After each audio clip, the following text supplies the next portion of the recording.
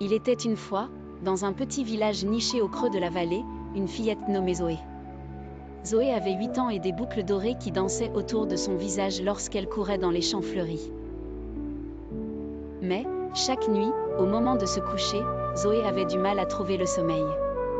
Les autres enfants s'endormaient rapidement, mais Zoé restait souvent éveillée, les yeux ouverts, regardant la lueur de la lune à travers sa fenêtre. Un soir, alors qu'elle se retournait encore et encore dans son lit, Zoé entendit une mélodie douce et envoûtante. Curieuse, elle se leva et suivit le son jusqu'à son placard. En ouvrant la porte, elle découvrit un passage secret menant à un monde enchanté, le pays des songes. Les couleurs y étaient éclatantes et l'air sentait bon la lavande et le miel. Zoé rencontra une créature merveilleuse nommée Lumina, une luciole géante dont la lumière apaisante illuminait le ciel étoilé. « Bienvenue, Zoé, dit Lumina d'une voix douce.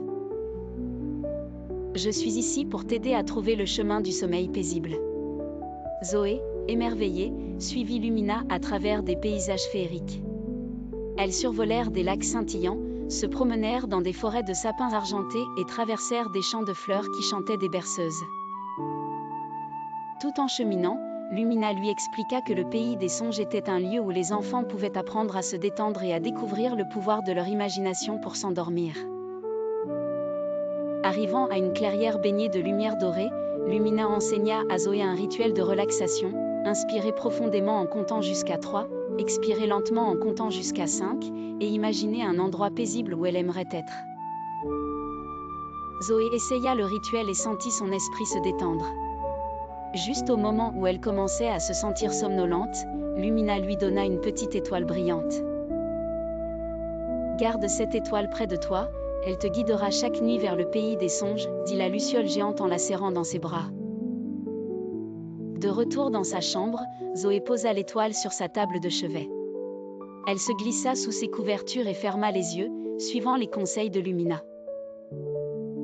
Pour la première fois depuis longtemps, elle s'endormit rapidement, un sourire paisible sur le visage.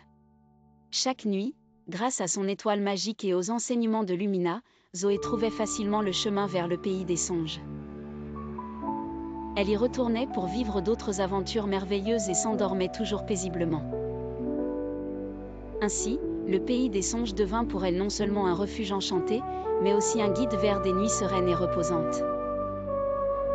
Et ainsi, Zoé apprit à ne plus redouter le moment du coucher, car chaque au revoir à la journée devenait une bienvenue à un monde magique peuplé de rêves enchanteurs.